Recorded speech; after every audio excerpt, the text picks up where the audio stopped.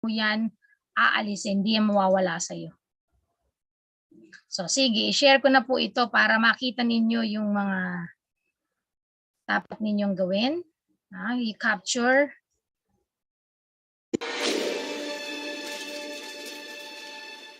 Technology is one of the most powerful tools for transforming learning, especially in this 21st century. Most of us use technology in our day-to-day lives.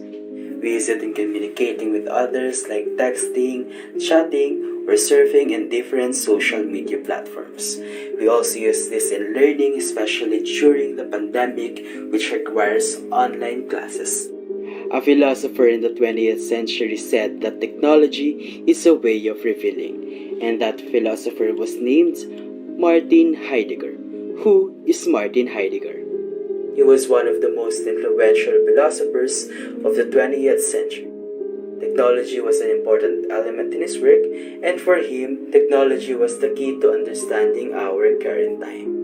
This philosopher claims three things about technology. The first is he claimed that technology is not an instrument, it is a way of understanding the world. Technology is not something that we use only for our gains, but rather it is a way to understand the world. Thinking that technology is an instrument reveals that we, humans, are already thinking in terms of exerting power over nature, demanding it to show itself as a raw material that we could work it. Exerting power over nature, demanding nature to work for us, or to do our bidding is what constitutes modern technology. One example is a water mill that is built into a river. By doing this, the river is forced to show itself as a supplier of energy, neglecting the fact that we would not have the idea of building a water mill if rivers did not exist.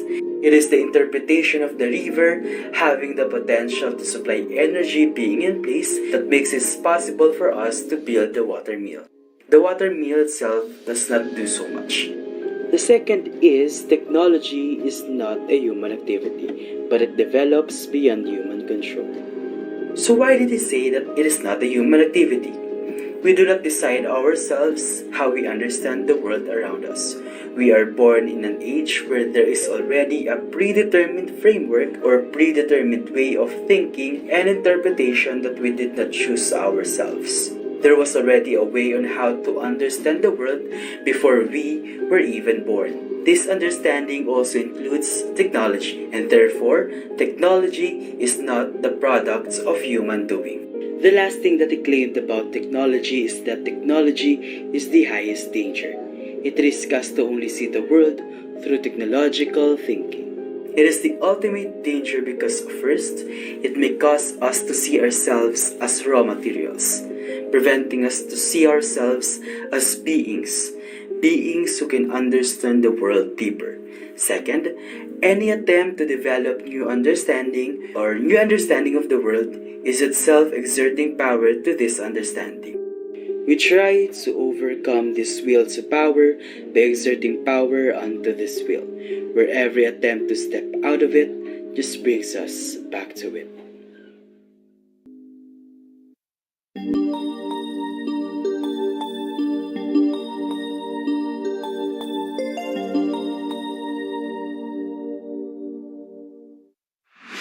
What is happiness?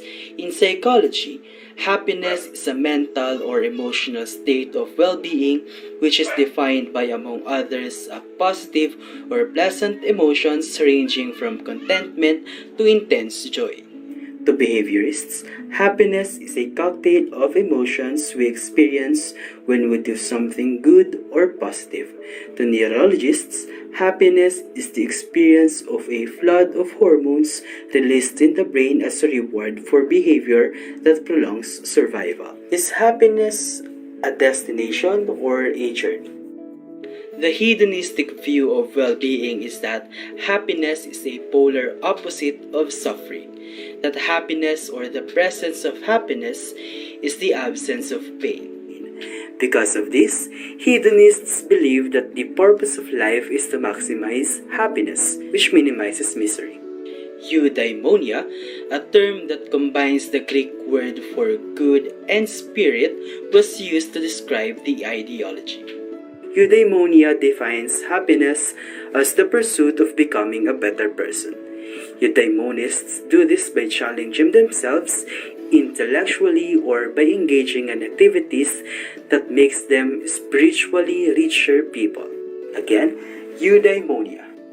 Eudaimonia means good-spirited. Coined by Aristotle, it describes the pinnacle of happiness that is attainable by humans, also translates to human flourishing. From Nicomachean Ethics, or a philosophical inquiry into the nature of the good life for a human being, human flourishing arises as a result of different components such as phronesis, friendship, wealth, power. In ancient Greek society, they believed that acquiring this will surely bring the seekers happiness, which in effect allows them to partake in the greater notion of what we call the good. As the time changes, the elements that comprise human flourishing changed. People found the means to live a more comfortable life, explore more places, develop more products, and earn more money. Humans of today are expected to become the man of the world, supposed to situate himself in a global neighborhood, working side by side among institutions and the government to be able to reach a common goal. Competition as a means of survival has become passé or no longer fashionable. Out of date, coordination is the new trend. Eastern versus Western. There are Eastern versus Western conception regarding the society and human flourishing. The Eastern conception are focused is community-centric. An individual should sacrifice himself for the sake of society. Example are Chinese Confucian system, Japanese Bushido, and encourage studies of literature, sciences, and art for greater cause. While Western conception are focused on the individual. Aristotelian view aims for eudaimonia as the ultimate good. Science, technology, and human flourishing. Every discovery, innovation, and success contributes to our pool of knowledge. Human's perpetual need to locate himself in the world by finding proofs to race evolution to elicits our idea of self-importance. Technology is a human activity we excel in as a result of science according to Heidegger, wherein good is inherently related to the truth. Unlike earlier times, when man simply brings forth, now man challenges forth. We manipulate resources, nature to manufacture to create. Before we see rivers, now we see them as dams. And framing is the essence of modern technology. And framing is when we see how the nature should fit with us and how we should ship with the nature. Instead of allowing the nature to give and to reveal on its own, we enframe and take its sources for granted and appropriate them as a standing reserve. That is human flourishing. We have a gift for you. We just need you to answer a few questions, then you'll earn a nice reward. It's very quick and simple. It only takes a minute, so come on. Now hurry up. Click on the following link to claim your gift. When do we say that we have a good life? Some says that having a good life is becoming wealthy.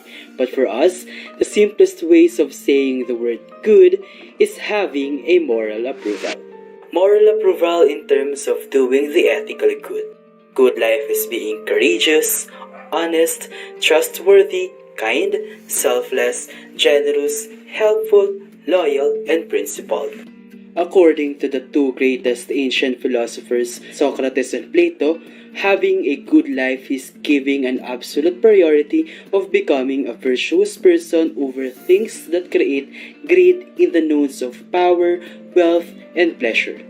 An ancient Greek philosopher in the name of Epicurus, however, told that living a good life is experiencing the pleasure, and that pleasure is what makes life worth living. And this is what they call today the hedonism. One of Epicurus' quote tells us that do not spoil what you have by desiring what you have not, but remember that what you now have once among the things you only hoped for. Often in life, we got so swept of thinking about every little thing desired that we completely miss sight of just how blessed we already are. And we ignore to be thankful for all those things that we already have. When that happens, we can often slip into the way of acting unappreciative and entitled without even realizing it, but thinking every good thing that we have can lead to a good life. But one person agrees and explains that good life is a happy life, and that person is the Greek philosopher Aristotle. He agrees with the three philosophers, but Aristotle's idea of what it means to live a good life is subjectivist rather than subjectivist. For instance, virtue. They must be morally virtuous. Health. They should enjoy good health and reasonably long life. Prosperity. They should be comfortably off. Friendship. They must have good friends because according to Aristotle, human beings are innately social. So the good life can't be that of a hermit, a recluse, or a misanthropy. Respect, they should enjoy the respect of others. Aristotle doesn't think that fame or glory is necessary. In fact, a craving for fame can lead people astray just as the desire of excessive wealth can. But ideally, a person's qualities and achievements will be recognized by others. Next is luck. They need good luck. This is an example of Aristotle's common sense. Any life can be rendered unhappy by tragic loss or misfortune. Last is engagement. They must exercise their uniquely human abilities and capacities. This is why the couch potato is not living well, even if they report that they are content. Aristotle argues that what separates human beings from the other animals is the human reason. So the good life is one in which a person cultivates and exercises their rational faculties by, for instance, engaging in scientific inquiry, philosophical discussion, artistic creation, or legislation, where if he is alive today, he will include technological innovations. There are many theories that will come to mind when we hear the word happiness, but I am here to discuss three traditional theories that we can connect to what Aristotle said with this line that a good life is equivalent to a happy life. First, the hedonism theory states that happiness is a matter of raw subjective feeling. It means that the joy you feel when you do or experience something is subjectively related to being happy. It's when a happy person smiles a lot, ebullient, bright-eyed, and bushy-tailed. It maximizes his or her feelings of pleasure and minimizes pain. Second, the desire theory concludes that happiness is a matter of getting what you want, and it's present when you get something that makes you feel complete and content. The third and the last theory is the objectivist theory. This theory lodges happiness outside of feeling and to a list of truly valuable things in the real world. Similar to the feeling when you achieve worthwhile pursuits such as career accomplishments, friendship, freedom from disease and pain, material comforts, civic spirit, beauty, education, love, knowledge, and good conscience. It is necessary to determine the function of a human being is, for a person's happiness will be met by fulfilling his natural function, which his being is directed.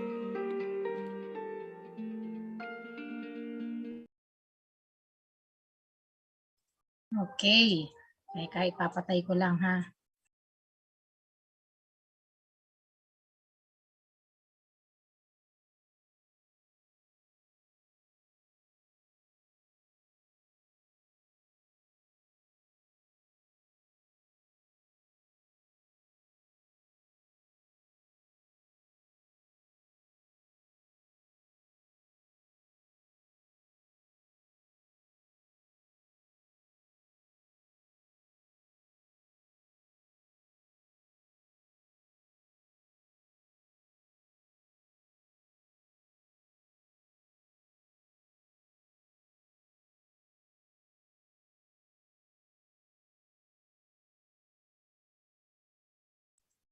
Okay, siguro naman nakuha ninyo kung ano yung gustong i-impart, no, ng discussion nila. And when we said, syempre, human being, it is an individual person that makes up the society, no, and is responsible for the different innovations, no, kung halimbawa o different researches that is happening now. Kaya nga, di ba, nung diniscuss ko sa inyo last time about the progress, no, the program involved within the science and technology. So meron tayong mga R&D na tinatawag, or the research and development group. So kasi yan ang kinukonsider natin ngayon na mga pwedeng sabihin natin makatulong din, no, para ma-achieve natin kung ano yung mga gusto natin as individual. Kasi hindi lang naman ito sabihin natin na pang-personal eh.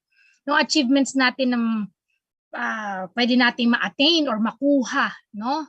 Hindi lang mga material things kasi kaya nga di ba diniscuss kanina. So, dapat maging responsible tayo sa lahat ng bagay, no? Sabi nga ni Aristotle, no? One man is defined as a rational animal, so which is composed of body and soul. Paano nga ba natin pwedeng sabihin na isang individual talagang ang condition niya merong magandang buhay, no? O sabihin natin na meron ang well-being niya ay okay, no? O maayos. O, ang condition ng isang taong 'yun ay very significant, no? Para sabihin natin makuha natin. Kaya minsan hindi nyo maaalis na ang magulang, halimbawa you will be compared with other person, no? Which is siyempre sa tingin niyo kayo naiinis kayo. Tama ba ako? Paki-thumbs up nga dyan. Halimbawa, sabihin, bakit si ganito, si ganyan? Oh. Siya yun. Minsan, sasabihin ninyo, hindi naman ikaw yun. Di ba? Hindi kayo dapat mainis, actually. Kasi yun yung tinatawag ng mga magulang natin no, na parang salaminan. Salaminan in a sense na you get the good things no, done by a person or an individual. Halimbawa, sa inyong magkakapatid, 4 kayo. O, meron kang, halimbawa, sabihin mo nasa bunso ka. Siyempre, may mga kapatid ka mas nakakatanda sa'yo na possible na, excuse me, successful. Siyempre, ang gusto naman mangyari sa'yo ng magulang mo, maging successful ka din. Di ba? Wala namang hinahangad ang magulang kung hindi ang sabihin natin success ng isang anak. Sino ba naman gugustuhin na magulang na pariwara ang anak? Wala. And sooner or later, you will become one. No? Ibig sabihin, you will be a parent, you will be a mother or a father sooner or later. No?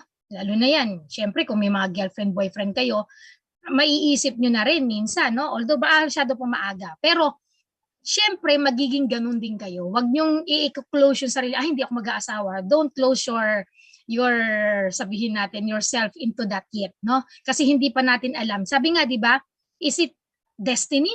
No, ito ba talaga ang magiging buhay natin? Nakalinya na ba yan sa palad natin? Ito na ang tatahakin ng buhay natin and so on and so on. So, maraming pwedeng basihan. Kaya nga, ang isang tao, pwede mong i-analyze sa sarili mo na lang, analyze mo sarili mo. O nga naman, ano nga ba ang mangyayari sa akin? Kasi, kayo ba, naisip nyo na nung bata kayo na magiging engineer kayo? Di ba? Siyempre, hindi pa. Kung meron man, ganon, na futuristic ang isip, well, very good. Ibig sabihin talagang nakikita niya kung ano yung maganda para sa kanya. Ang magulang ganon din. Nakikita nila kung ano ang maganda para sa anak nila. At hindi namin kayo syempre pababayaan na malihis ng landas. And that's why sometimes we actually get some, no? Sabihin natin na yung isang tao i-compare sa ganito, pero ako kasi bilang isang nanay, hindi rin ako makumpara. Pero I always see to it na mapaiisip ko yung mga anak ko para kahit papano ay maayos yung kanilang landas. No? Sa family namin noong araw kasi, mga traditional kasi na mga old system ng way ng discipline, ganon. No? Pero kahit pa paano naman, hindi rin naman kami na lihis ng landas. Kasi hindi namin masyadong dinidibdib. Ang problema kasi ngayon sa mga kabataan, masyadong dinidibdib kung ano ang sinasabi ng magulang. Halimbawa, pinangangaralan. Huwag niyong masyadong, huwag masyadong dibdibin. ang gawin ninyong guide. Yun na maging maayos ang buhay ninyo. Sabi nga, 'di ba, having a good life is being kind, no? Should have respect one another. We have peace of mind. Sa akin kasi having a good life has peace of mind. Sino ba naman yung aayawin na matulog sa gabi na na walang kaaway, na walang kinasasama ng loob, etc. etc. So yan eh. So yan. So paano mo i-analyze? Ikaw, analyze mo ang sarili mo bilang isang individual, no? Siyempre, as an individual, you should relate, no, the changes in human conditions, no, sa iyong sarili, no? And as well as ito, pinag-uusapin natin ay yung technology, no? How technology became a way of revealing of truth, wherein we all know noon, babalikan natin ang mga technology, yung mga simpleng mga mga simpleng mga tools, technology na sa kanila yan. Simpleng sibat, pana, kutsilyo, itak, mga tools na yan. Pero sa atin, iba na kasi. We are already in the modern world.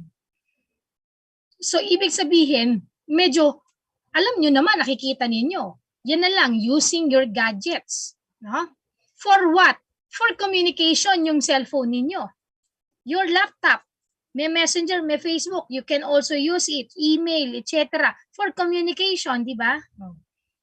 Kaya nga, di ba, from the start of the video, nakita ninyo how it is being, technology, how it is being used, no, for us to know the truth, to have a good life, to have a well-being, etc. etc. Kasi nga, when we talk about human flourishing, effort yan to achieve self-actualization and fulfillment within the context of large community, of individual, with of course the right to pursue his or her own efforts. No? Kaya nga sabi nga ni Aristotle, no, there is an end to all the actions that we perform which we desire for ourselves, known as eudaimonia, or what we know as flourishing or happiness. No? Wherein it was discussed also that eudaimonia, syempre this is a term combined, no, used for good and spirit. So ito yung sinasabi natin, a pursuit of happiness or becoming a better person. So paano ba yan? Siyempre, pag sinabi nating flourishing, positive mental health yan, di ba? Siyempre, pag positive mental health, positive ang ating outlook sa buhay ng isang human, di ba? Siyempre, ano ba yung mga basic needs natin? Minsan iisipin ninyo kasi, ano ba yung mga well-being ng isang tao? Paano ba magkaroon ng isang well-being? Siyempre, maging maayos o positive yung outlook natin. Unang-una, siyempre, we should have a positive emotion. Eh kung lagi kang galit, di ba? Hindi positive emotion yon. Pagising mo pa lang sa umaga, ano ba yan? Aga-aga naman mag-online ni ma'am. Nagpapapasok ka agad sa Zoom. Positive ba yon? Siyempre, negative na yon. Sira na araw mo. Sorry kayo. Di ba? Wala kayong magagawa. Nag-aaral kayo. Kaya ako, lagi ko sinasabi sa estudyante ko, noong palang face-to-face, pag tinatamad kayong pumasok, di huwag kayong pumasok. Sino ba namimilit sa inyo? Ha? Di ba?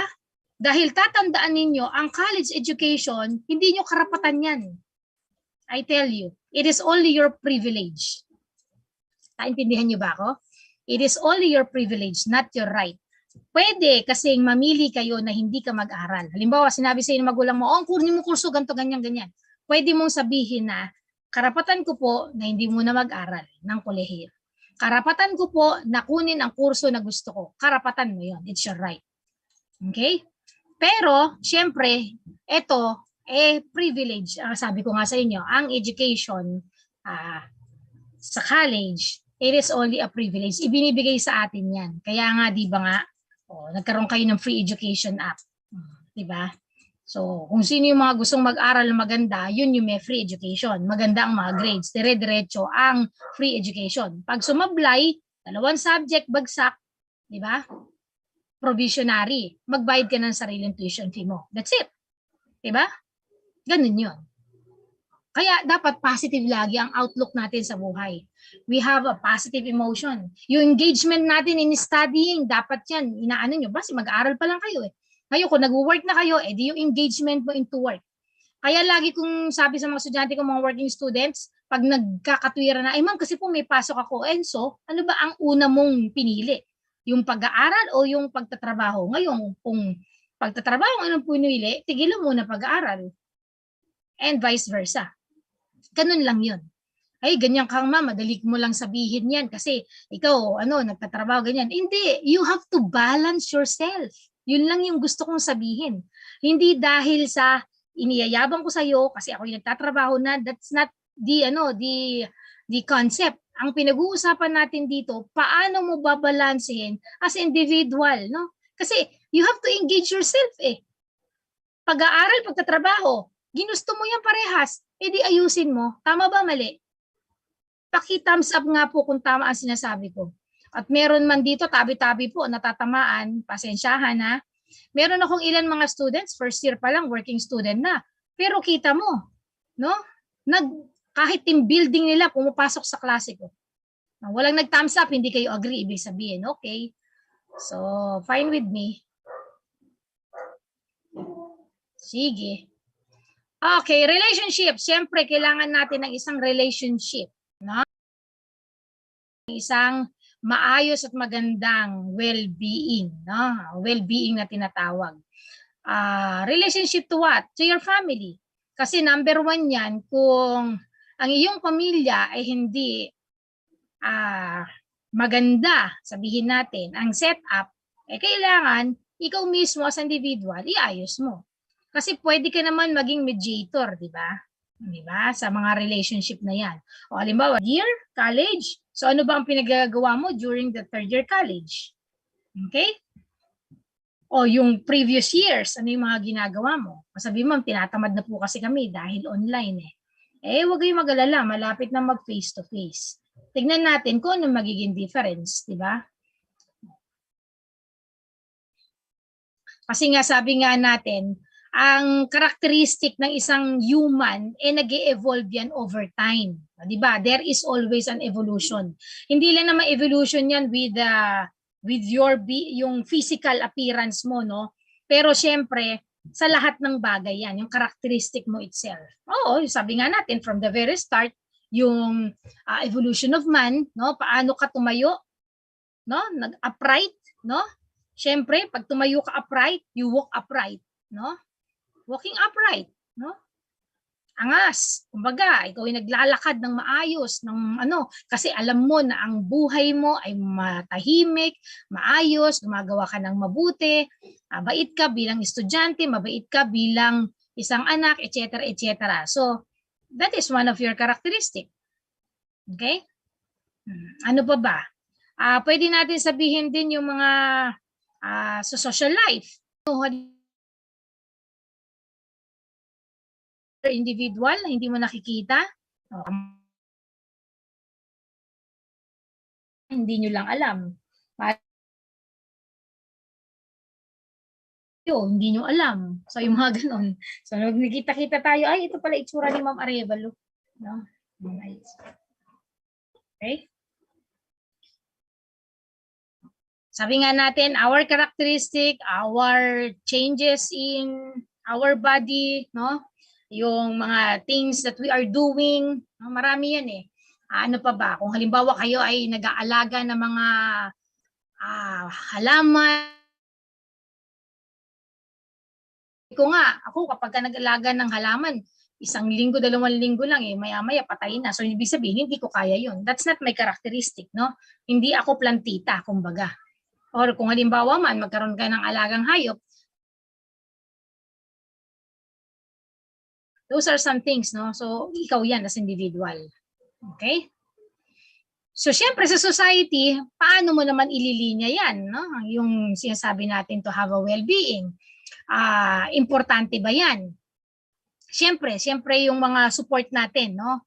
Support natin for each other. May kaibigan ka or group of friends or may family members ka, society mo na yan So paano mo maibibigay yung importance niyan para sa kanila at sa iyo at the same time, no?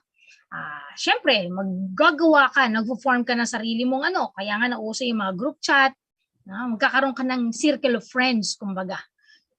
So magkakaroon ka at the same time, kung halimbawang sa religion naman, meron kayong settings ng sabihin mo, ito lang yung pinaniniwalaan nyo, etc., etc. At saka yung mga culture, isa rin yan, yung formation mga culture, hindi rin yung basta-basta ginagawa. So there is actually society, no? Meron niyang kinabibilangan ng isang society. Okay? So, meron po bang tanong? Any question? Wala. Sige. So, i-share ko sa inyo yung kaninang video na isinend ko sa inyo.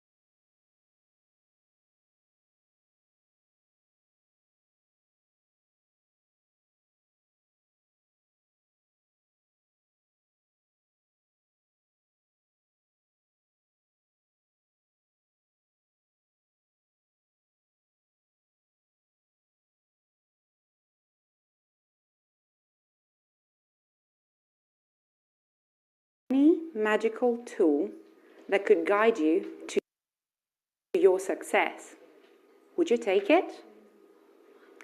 Today, I want to gift you a story about how an untranslatable ancient Greek word is your compass to your success. When I read the definition of success in the Oxford Dictionary, it said, it is the attainment of money, fame, or status. I felt uneasy. Is that it? It could be more, right? I always thought I was ambitious and driven. But this definition left me feeling empty and disappointed. How would I ever want something so egotistical? In my corporate days, career meant career progression, bonuses, promotions, sleep deprivation, stress, and exhaustion. Was this the cost of success? I was trying to rationalize it, to understand it. I was a business consultant, and in the name of efficiency, I was automating people's jobs. In other words, I was getting rid of people. Who was I to make such decisions? I was trying to understand until a friend asked me a question. Are you proud of what you're doing? It was the most shameful moment in my career. The truth I needed to admit echoed like a slap on my face. I was not proud of what I was doing. I was not proud of who I was becoming. I was unfulfilled.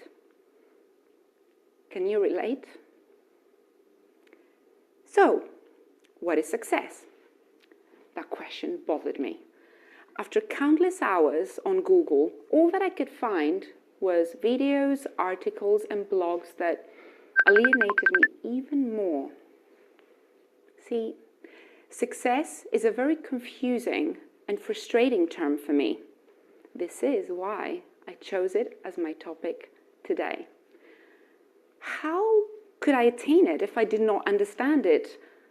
Why was it so magnetic? The second definition from the dictionary was equally puzzling and overwhelming. It said, success is the accomplishment of an aim or purpose. I was already sleep deprived, panicky, and stressed. I had no time to philosophize about my purpose in life. All that I knew was that I wanted to make impact and feel good about the work I did. I had no energy to start afresh.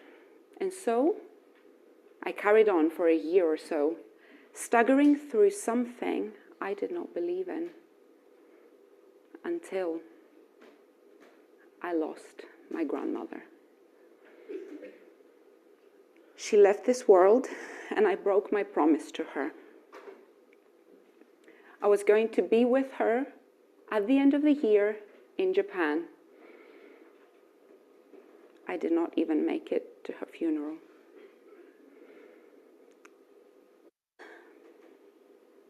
On my honeymoon in Crete, I found time to grieve her departure.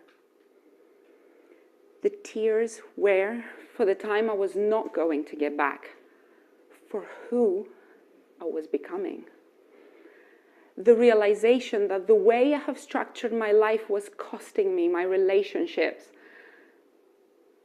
Was work more important than playing with my granny, jankenpon, which is rock, paper, scissors? I knew I had to change something, but what? As you can imagine, my husband and I, we did not have a very carefree honeymoon with all of this going on. One of the days, we were at the spa, and a book was accidentally left in one of the loungers. It was Arianna Huffington's Thrive, the third metric to redefining success. It did not give me a definition for success, nor a model that I could measure my life against. But what it did give me was exactly what I needed at the time. Hope. A ray of light in my darkness and asphyxiation. The possibility that it was okay to take care of myself and enjoy work. And to do that, I had to re-architect my life.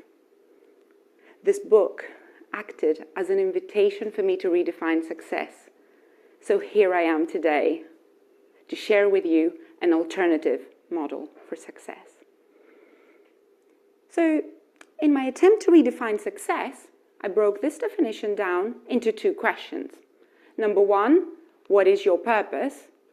And number two, where are you on your journey to accomplishing it? So here I am in Crete on a honeymoon, and I, for the first time, realized that success is a two-step journey. Purpose and journey. So I shared that aha moment with my husband, and he asked me those two questions back, and he got silence. You see, without the purpose, you cannot start the journey. And then he said, what more will another day at your current job give you? And he got tears of desperation. At that point, I knew I had to resign. And in lack of any other options, I decided to go home from the UK to Japan with no plan on what to do next with my life or career. And so I hurried to a destination called home. 3 months have passed, but triumph did not come. Returning home did not equal finding my purpose. I was annoyed. In fact, I was angry and frustrated. So purpose and journey clearly was not enough. I was running out of time, excuses. Pressure was high, but I still had no plan. And have you heard of the phrase called, it's not about the destination, it's about the journey? Reflecting back, I took a shortcut and flew to my destination, but I did not go through the journey. I cheated, and it did not work. This time I was seriously lost. I was homeless at home. Something was distracting me, and I was convinced I had demons in permanent residence in my head. And then I re-encountered Homer's epic, the Odyssey. It took Odysseus 10 years to return home after the end of the Trojan War. Why? Even Odysseus struggled with monsters on his homecoming journey to Ithaca. So what happens when you're lost and you cannot see your purpose? Where airplanes have GPS radars, but how do we humans know whether we're on the right track? Values are the compass to our success. The important life philosophies that make us who we are. Honoring our values allows us to align with our true north, our purpose. And as we don't have a physical compass or constellations to guide us on the right path, we humans are designed to know whether we're on the right track in one and only way. We are equipped with feelings and emotions. Our heart, more than our intellect, knows and signals whether we're on the right track. So how did Odysseus feel in order to reach Ithaca? Feeling. I was looking for a feeling until it landed on me. The feeling that changed my life. The feeling that unlocked what success meant for me. The untranslatable ancient Greek word that is perhaps older than democracy itself, eudaimonia. I was right in there, in that black hole, after quitting my job and embarking on an unsupervised, purpose-seeking journey to redefine success. I had to fight with my worst demons: anger, loneliness, and shame. Why me? What was wrong with me? Why I couldn't figure it out? And amongst all this, I discovered a sense of wild inner joy despite external adversity. My zen despite the chaos. My compass to success. Eudaimonia doesn't have a perfect translation, and it is often confused with happiness. Aristotle thought that the constant expectation of happiness is unreasonable. Eudaimonia means keeping in good terms with our demons, our spirits. Like yin and yang in Oriental philosophy, our light is balanced by our dark side. To paraphrase Aristotle, human success is to flourish by actively behaving with virtue. In other words, our values. So now I knew that success has 3 instead of 2 steps: purpose, journey, and values. Job done, right? Back into the UK, I started my business. My purpose is to democratize human flourishing. In the last 4 years, I had the honor to spend time with hundreds of people who entrusted me on their purpose-seeking journey. I heard the stories firsthand, and there was a meaningful pattern. This gives me the courage to stand in front of you today and share what I now call the eudaimonia success model. It has 3 elements: value, belonging, and respect. Looking back, my dots eventually connected. I was a business consultant, getting rid of people, fixing my bad karma by helping people with their CVs. After completing my coaching course, I was getting challenged out of my depth with clients who wanted to find their purpose when I did not have my mess sorted out yet. Ironic, right? My work had meaning and impact by helping people decode their purpose. Number 2, when I set up my business, I was attracting the wrong collaborators. Why? I had compromised my values. Now, trust, integrity, and respect are my unmistaken compass. Honoring my values allows me to connect with a community of people that inspire me and challenge me. They are my chosen home. I feel I belong. Next, something totally unexpected happened. The more I focused on fulfilling my purpose, the more my wisdom was getting sought by people to influence their decisions in their lives. So when I was about to debunk the traditional metrics of success, money, fame, and status, I noticed that they sounded like the dark side of success. So in true eudaimonia fashion, let's dance with these demons for a moment. Money is self-explanatory. Fame is our popularity or reputation. Status is the rank position one has in an organization or community. The higher the status, the more decision-making power they have. And this is normally associated with our leaders. So putting both models side by side, to my surprise, there were the two sides of the same coin. When we know our purpose, we can add value. The higher the value, the bigger the reward. And we can measure value by the number of people who benefit through our work. And money just helps us put worth to the impact we make. And knowing who we are for others creates belonging in the community we serve. We can measure belonging by tapping into our sense of feeling at home. The clearer the purpose, the more others recognize us and gravitate towards us. The third one, honoring